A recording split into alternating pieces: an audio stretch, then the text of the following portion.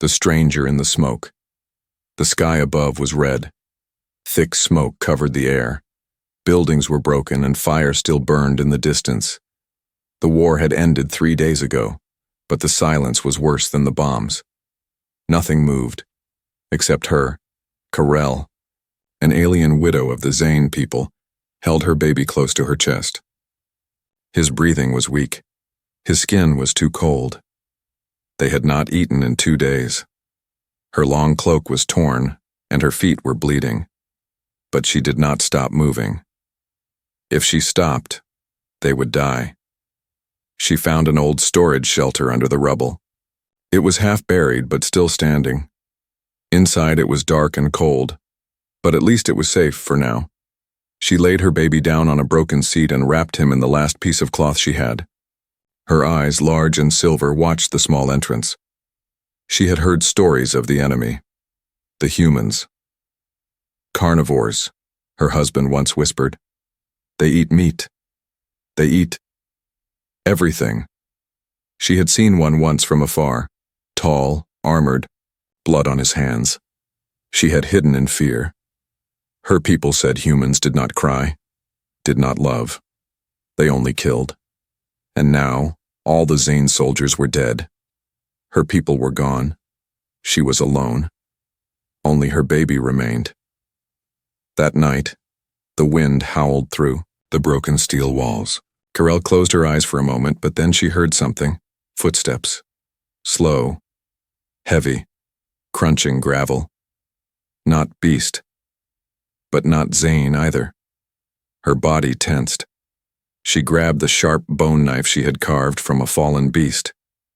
She held it, close to her chest, and picked up her baby. She moved back into the darkest corner of the shelter. The steps came closer. Then she saw it. A shadow stood at the entrance. A tall figure, broad shoulders, wearing metal armor, and carrying a strange, like a human. Karel froze. Her heart pounded. The stories were true. Humans walked the land after battle, hunting survivors. Her baby whimpered. The human's helmet shifted. His voice was low. "Anyone in there?" he asked. She did not answer. The human stepped inside slowly. He looked around, scanning the space. He was not pointing a weapon. But Karel didn't trust it. She moved quickly behind a metal crate. "I'm not here to hurt you," the human said. "Name's Davis." His voice was calm. Too calm. Maybe it was a trick. Davis saw movement. Then, 2 glowing alien eyes in the shadows, and a small child wrapped tight in a torn cloth. His expression changed. He knelt slowly and placed a small silver box on the floor. "I have food," he said. "And clean water." Karel hissed, raising the bone knife. He didn't reach for his weapon. Instead, he pulled off his gloves, opened the silver box, and pulled out a soft white cube. He took a bite from it himself. Then he placed another piece down and pushed it forward with one hand. Her eyes narrowed. Why would a human feed his prey? Her baby coughed, weakly. She looked down at him. His skin had turned pale blue. He needed help. She stepped forward, but kept the knife up. Davis didn't move. "He's sick," he said gently. "I have medicine." "No," Karel snapped. Her voice was sharp, broken. "You eat children. You lie." He looked surprised. "Eat children? What? No." Karel's hands were shaking. She didn't want to trust him, but her baby coughed again, harder. His eyes rolled back. She dropped to her knees, holding her child tight. "Please," she whispered. She didn't know who she was speaking to. Davis saw the fear in her eyes. Slowly, carefully, he opened his backpack and pulled out a small yellow vial. "I swear," he said, voice soft. "This is for fever, for children. I won't touch him. You can do it." He rolled the vial gently toward her. It stopped near her knee. Karel picked it up. She didn't understand the label, but the baby's breathing was worse now. She had no choice. She tilted the vial and gave her child a few drops. His cough slowed. His chest rose, steadier. She looked up at the human. He hadn't moved. He was just watching. Waiting. "I won't hurt you," he said again. She stared at him, silent. Davis sat on the ground. Not close, but not far either. He placed more food between them. Then, he leaned against the cold wall and closed his eyes. Carell didn't sleep that night. She watched him the entire time. But the human didn't try to hurt her. He just stayed. And in the flickering firelight, for the first time since the war ended, Carell felt something strange. She didn't feel alone. The fire that didn't burn, the sun never truly rose on that ruined world. Ash covered the skies like a dirty blanket. The air still smelled of metal, smoke, and fear. But inside the old storage shelter, something had changed. Carell was still sitting in the corner, arms wrapped around her now sleeping child. Her bone knife was still close, but her eyes were fixed on the human, Davis. He had not moved during the night. He had not attacked. He had not crept closer. He had simply stayed where he was, resting with one hand near his side like he was trying to show peace without saying it. Carell didn't understand him. Not fully. He looked like a warrior. Strong shoulders, thick boots, armor still dirty, with battle. But he hadn't acted like a predator. He had shared food, he had given medicine, and he had not asked for anything in return. Still, she did not trust him. As morning approached, Davis stirred. His eyes opened slowly. He sat up and looked around the shelter. Then he opened his pack again. This time he pulled out something strange. A small, silver disc, with a button in the center. Carell tensed. Her hand went to the knife. But Davis only placed the disc gently on the ground and tapped it. A blue spark jumped out. A moment later, warmth. A quiet hum filled the space as a low, invisible heat began to spread. Carell's eyes widened. She had seen machines like that, but only in old Zane hospitals. A fire, with no flame. Her son stirred. His breathing was better now, but his body was still cold. She looked at the strange human device, then at the human himself. Davis didn't speak. He reached into his coat and pulled out a small thermal blanket. Slowly, he unfolded it and held it out. "For the child," he said, voice calm. Carell didn't move. She waited, watched. She expected him to step forward, to use the offer as a trick, but he didn't. He placed the blanket on the floor, pushed it forward, and sat back. She hesitated, then crawled slowly toward it. She grabbed it and pulled it close. The fabric was soft, so warm it made her breath catch. Carefully, she wrapped her son in it. He stopped shivering. For a long time, there was silence between them, only the hum of the heater and the faint wind outside. Davis opened a ration bar and took a bite. He didn't look at her. Then he did something unexpected. He began to speak. Not to her, but more like to the air. "My people fought hard here," he said. "We lost many, but some of us, we just followed orders. We didn't want this war." Carell narrowed her eyes. "My wife." He paused, voice lower now. "She died before I was shipped here. My daughter, Alyssa, died in the first strike. That's why I stayed behind when the evac ships left. I didn't care anymore." Carell didn't understand every word, but she caught the names. Wife, daughter. Pain was the same in every language. "You think I'm a monster," Davis said softly. "I can see it in your eyes." She didn't answer. "Maybe I was," he added. Outside, the wind howled louder. Carell stared at the human. He looked tired, not just in body, in soul. She remembered the stories from her village elders, how humans feasted on bones, drank blood, and destroyed entire nests. But now this one sat across from her, offering warmth, food, and quiet words. She glanced at her son. His color was returning. His chest moved with slow, steady breaths. He was safe for now. Her knife lowered slightly. She spoke, voice shaking. Do not eat him.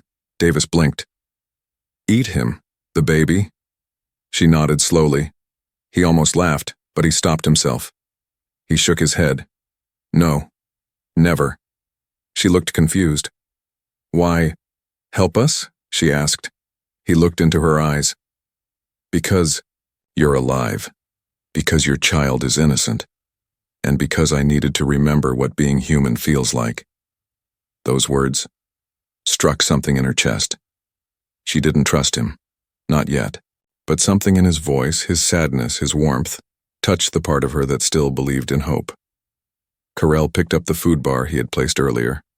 Slowly, she broke a piece and put it near her lips. She tasted it. Sweet. Warm. Safe. She didn't die. She gave the rest to her son, and then, for the first time, she looked Davis in the eye and did not see a monster.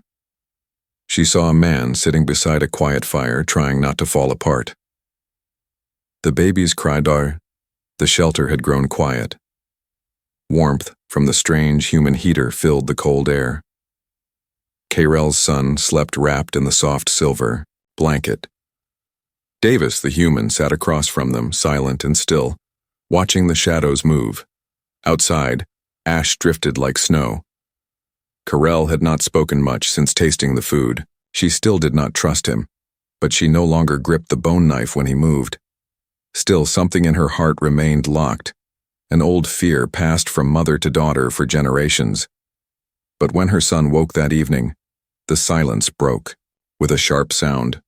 A cry. Carell's head snapped around. Her son writhed in the blanket, small fingers twitching. His skin was warm, but not in a good way.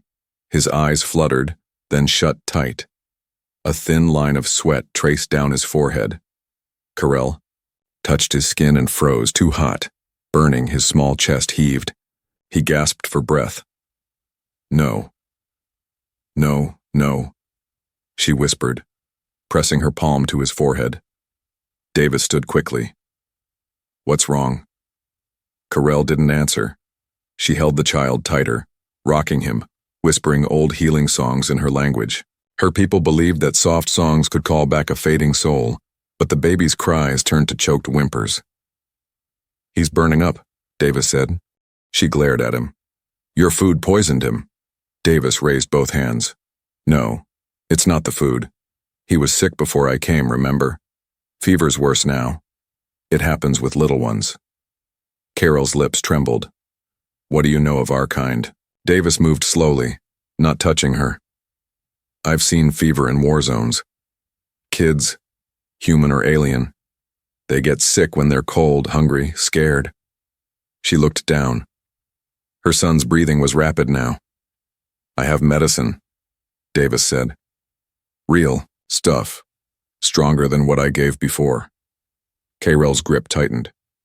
You'll inject him with something and he'll die. That's what you want. Davis looked hurt, but stayed calm. I swear on my daughter's name. I only want to help. Her heart raced. His words were strange but sincere. She could feel it. Somehow. Still, her claws hovered over the blanket. Then, give it to me, she said. I will do it. Davis nodded. He reached into his pouch and carefully pulled out a red vial and a needle with a green tip. This, one strong, he explained. One small dose, into the arm, then water, lots of water. She took it from him slowly. Her hands shook as she opened the cap. The liquid inside glowed faintly. Zane medicine never glowed. But she had nothing left. Gently she pressed the needle into her son's arm and pushed. The baby jerked, then went still. Carell froze. No. No, no, no. Her voice cracked as she touched his face. What did I do? He's okay, Davis said softly. His body is reacting. Wait. Seconds passed like lifetimes. Then the child stirred. He groaned, then sighed. His breathing slowed. The heat in his body began to drop. Carell stared in disbelief. He lives, she whispered. Davis sat back. Told you. She looked at Him for a long time. Why? She asked. Why save him? Davis didn't answer right away. He looked up at the ceiling, what remained of it. Then he spoke. I couldn't save my daughter, but maybe I can save yours, Carell corrected him. His. He is a son. Davis smiled faintly. Then I'll save your son. A strange silence followed. It was not the silence of fear, but something else. Carell turned her head away. Her cheeks were warm. She didn't cry. Zine widows were not allowed to cry, but her shoulders shook just once. That night, Davis lit the heater again. He placed his coat under the child's head to make him comfortable. Carell did not stop him. Later, as her son slept deeply, she whispered softly, more to herself than anyone. Maybe humans do not eat children after all. Davis didn't reply. He just sat nearby and stayed awake the whole night, listening for the sound of another cry. But there was only peace. The widow's past morning came, but no sunlight followed. Just the dim gray of ash clouds and smoke drifting above the broken world. Inside the shelter, Carell's son slept peacefully for the first time in days. His fever was gone. His tiny chest rose and fell with steady breaths. The silver blanket glowed faintly from the human heater. Carell sat quietly near him, but she wasn't watching her child. She was watching Davis. The human sat cross-legged against the wall. He had cleaned his weapon and checked his supplies, but now he just stared into space, his expression calm but tired. She had watched him closely all night. Not once did he try to move closer. Not once did he ask for anything. He simply kept the fire on and listened for danger. And now, she had questions. You said you had a daughter, Carell spoke softly. Davis turned his head. His face didn't change, but there was a silence before he nodded. Yes. Alyssa. What happened to her? She asked, still unsure why she cared.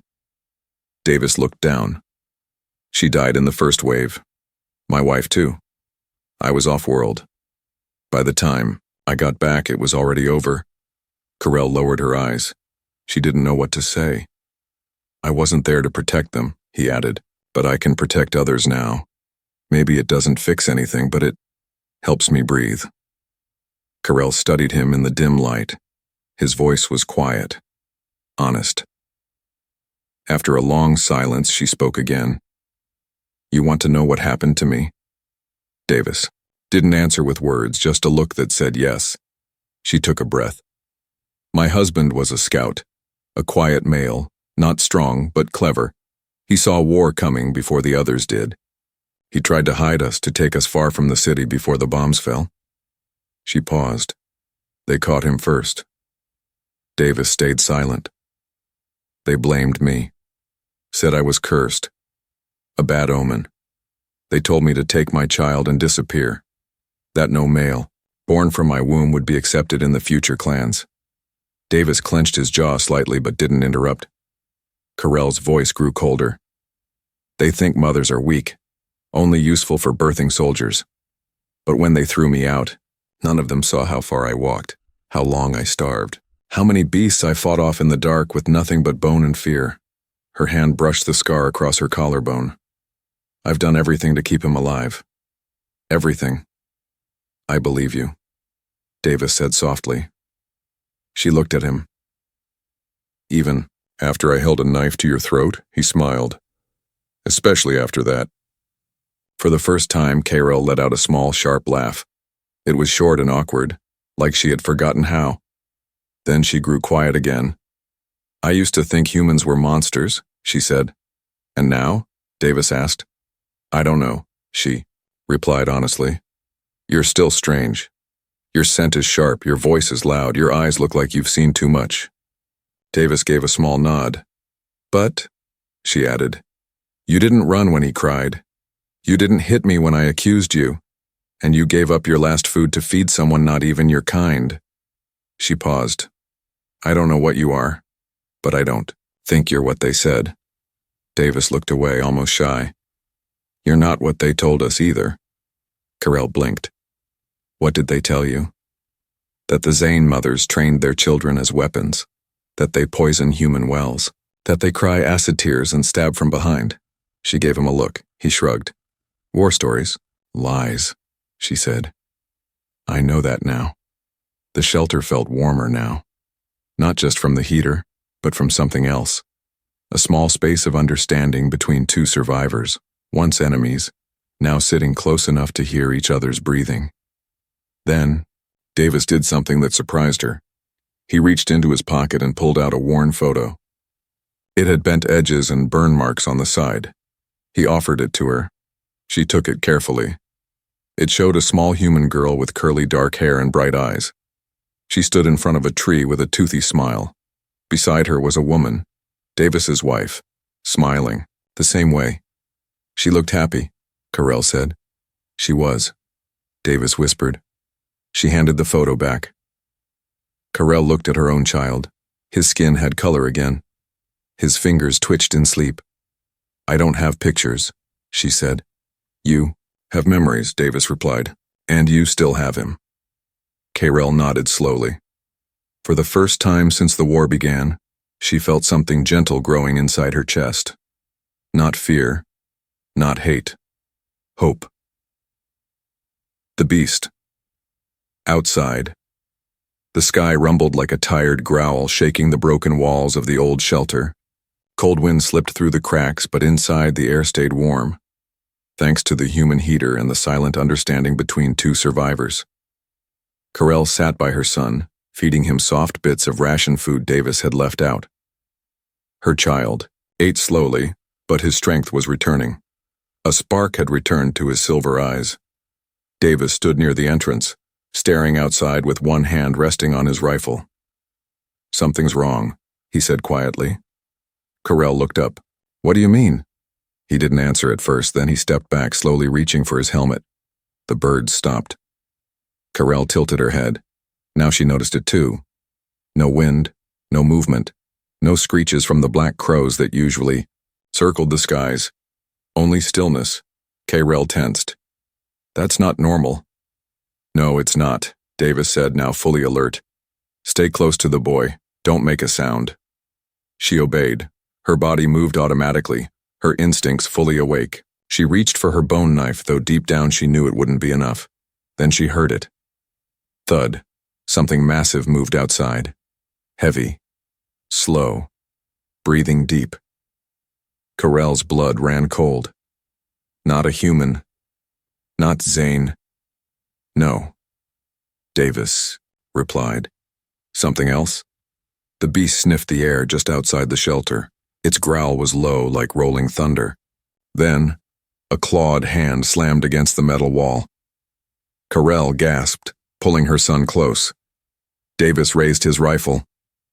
If it comes in, don't run. Stay down. I'll handle it.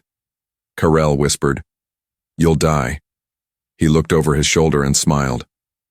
Not today. Suddenly the wall tore open. A massive creature pushed its head through the gap. It had 6 black eyes and long fangs dripping with yellow saliva. Its skin was like burnt stone, thick and cracked. Its tongue flicked the air. Carell had never seen anything like it. The beast roared, a horrible shaking cry, and leaped inside. Davis fired the first shot. The blast echoed loud through the shelter. The bullet hit the beast's shoulder, but it barely flinched. Carell screamed, covering her child. Run, Davis shouted. No, stay down. The beast lunged. Davis rolled under its claws and fired again, this time at its eye. One of the smaller ones burst in green liquid, and the beast howled in pain. It swung wildly, smashing the heater. Sparks flew. Fire burst along the wall. Carell looked at the exit, then at Davis. He was bleeding. His arm had been slashed. But, still, he stood between them and the beast. It charged again. Davis dropped his rifle and grabbed a sharp metal rod. As the beast lunged, he leapt forward, jamming the rod into its open mouth. It shrieked and slammed into the wall, struggling to shake him off. Carell saw her chance. She ran forward with her bone knife aimed for the beast's neck. She climbed its back like a wild animal and stabbed hard, again and again, until green blood sprayed across the floor. The beast collapsed with a final roar, body shaking, then still. Silence returned. Carell fell to her knees. Her hands were covered in blood. Her chest heaved. Davis sat back against the wall, breathing hard, holding his injured arm. Carell crawled over. "Let me see." "It's not bad," he said between breaths. She tore a strip from her cloak and tied it around his wound tightly. "You saved us," she said. "You helped," he replied with a grin. She looked into his eyes. For the first time, she didn't see a soldier. She saw a protector. "You jumped in front of the beast," she whispered. "You would have died." He shrugged. "It was big. Ugly. Thought I'd make a good distraction." Carell didn't laugh this time. Her voice was serious. "You did it for my child. Why?" Davis looked at the boy who was peeking from behind a crate, eyes wide. Then he looked at her. "Because someone has to protect what's left. And right now, that's you two." Carell felt something deep inside shift. Not fear, not even just trust. Something more. She touched his shoulder gently. "We will protect you too. Human." Davis smiled weakly. "Good, because I think I need you just as much as you need me." They sat there beside the broken heater, beside the dead beast, breathing slowly. Outside, the birds began to call again. Life was returning, and so was hope. A promise in the dark night returned with a strange calm. The beast's body had been dragged outside. Davis had used broken metal sheets to patch the torn shelter wall. The heater was gone, destroyed during the fight. But warmth still lingered. Not from machines, from trust. From something growing between two hearts that had once been enemies. Carell sat by her son, who slept safely against her leg. Her hands were scratched, her body sore. But her mind was clearer than it had been in weeks. Davis lay on his back, his arm tightly wrapped. He had lost blood, but he kept his eyes open, always watching, listening. Carell finally broke the silence. "You should sleep," she said. "I'll rest later," he replied. "You're not strong right now. Neither are you." She gave a faint smile. "Still alive, though." He turned his head and looked at her. "Barely." They both chuckled, quietly, as if afraid the sound would break the peace. Then Carell grew serious. "You could have left us. I know. You could have taken the food and run." "Yeah. But you stayed?" Davis nodded once. "Because someone had to." Carell looked down at her child. "No one ever stayed before. Not my clan. Not my kind. Only you." He didn't reply, so she continued. "You are the reason my son still breathes." Davis sat up slowly, wincing. "You are the reason I still have something to care about." Her eyes met his. Silver against blue. "I don't understand you, human." "Same," he said. "But I think we're learning." She looked toward the firelight flickering weakly from the cracked lamp they'd salvaged. Then she said something that surprised even her. "I made a vow once, to my mate." Davis listened. "I promised to protect our child, no matter what, no matter who we faced. I would never beg, never kneel, never trust another again." She paused. "But tonight, I trust you." Davis leaned forward slightly. "You don't need to vow anything to me. I already have," she whispered. "With my life, with my son's." She stood slowly, walked toward him and sat beside him, closer than ever. "I don't know what happens tomorrow," she said. "I don't know if your people will come for you, or if my enemies will find us again. But if you stay, I will not leave you." Davis blinked. That almost sounded like a promise. "It is." Then, softly, she added, "Do humans make vows?" "All the time," he said. "And do you break them?" "Sometimes. When we're scared." She looked him in the eye. "Are you scared now?" He thought about it, then shook his head. "No." Carell gently took his hand in hers. His hand was rough, warm, larger than hers, but it didn't feel like a weapon anymore. It felt like home, She said. Then make one. What kind? A human vow. Davis looked at her, heart beating, faster. I promise, he said quietly. As long as I'm breathing, no one touches you or your child. Her eyes glistened in the dim light. She nodded once. And I promise, if anyone dares threaten you, I will burn them to ash. Davis chuckled. Sounds fair. She leaned closer. To us, this is sacred. It means you are part of our blood now. He raised an eyebrow. Just like that? Carell nodded. Just like that. Davis exhaled slowly. The pain in his arm faded just a little. They sat side by side, staring into the dim flicker of light. The storm outside had passed, but inside that broken shelter, something stronger had been built. Not from metal or weapons, but from a promise in the dark. When fear turns to hope, morning broke, this time with light. For the first time in many days, sunlight pushed through the gray clouds. It filtered through the cracks in the shelter's ceiling, soft and golden, falling on Carell's sleeping child like a silent blessing. Davis stood outside the shelter, his injured arm bandaged tight, his rifle resting over his shoulder. He was staring at the sky. Carell walked up behind him quietly, her bare feet soft on the broken ground. He didn't turn around. Sun's out. She looked up. It looks gentle today. Davis smiled faintly. Maybe the world's finally tired of fighting. Carell said nothing. She simply stood beside him, watching the wind move through the ash-covered field beyond. In the distance, the dead beast still lay in a heap, untouched. The silence between them was no longer heavy. It was peaceful. But then, a sound. A hum in the sky. Faint at first, but growing louder. Rhythmic. Mechanical. Carell turned sharply. What is that? Davis narrowed his eyes. Rescue. He pulled a small transmitter from his belt. A red light blinked. They found me, he said. Or maybe they found us. Carell's body stiffened. Her protective instincts flared. Your people don't trust mine. They won't harm you, Davis said. You don't know that. He turned to her, placing a hand on her shoulder. Then I'll make sure they don't. The sound grew closer.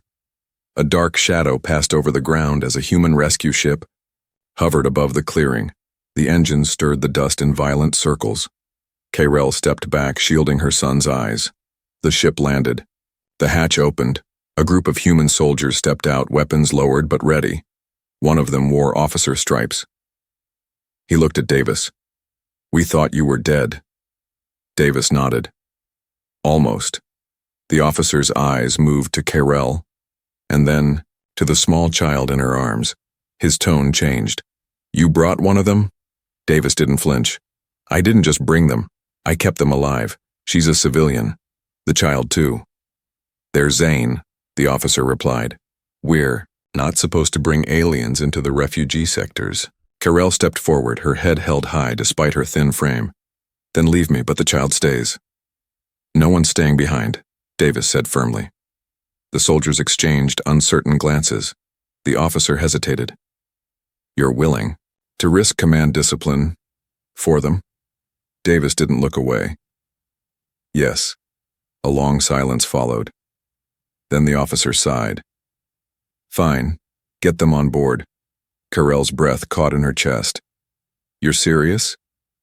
Davis smiled and nodded. Told you I made a promise. She held her child close and followed Davis up the ramp. Inside the ship, everything was strange. Bright lights, clean seats, soft air. Carell sat quietly, holding her son as he stared wide-eyed at the glowing panels and blinking lights. Davis dropped into the seat across from her. You'll be safe now. Carell looked at him. What happens next? He shrugged. Don't know, but I'm not leaving you. She looked down at her boy. He will need a future. Davis leaned forward. Then we'll build one together. She met his eyes. Your people may never trust me, Then I'll teach them how. Carell's fingers trembled slightly, not with fear, but with something else. Something fragile. Hope. The ship lifted off. Through the window, the battlefield below grew smaller. The ruins, the ashes, the beast's body. All left behind. But something remained with them. Not just survival. A bond. As the ship moved toward the stars, Carell whispered, more to herself than to him. I was wrong about humans. Davis glanced at her. What do you mean? She smiled softly. You're not monsters, you're protectors, just like us. He chuckled. We're a little bit of both sometimes. Carell reached across and took his hand. No fear, no hesitation. My son will grow strong, she said, and he will know who saved him. Davis squeezed her hand. And he'll never have to be afraid again. Above the burning world, they flew together, not as enemies, not as strangers, but as family, and far from the war, far from the lies. Fear finally turned into something stronger. Hope.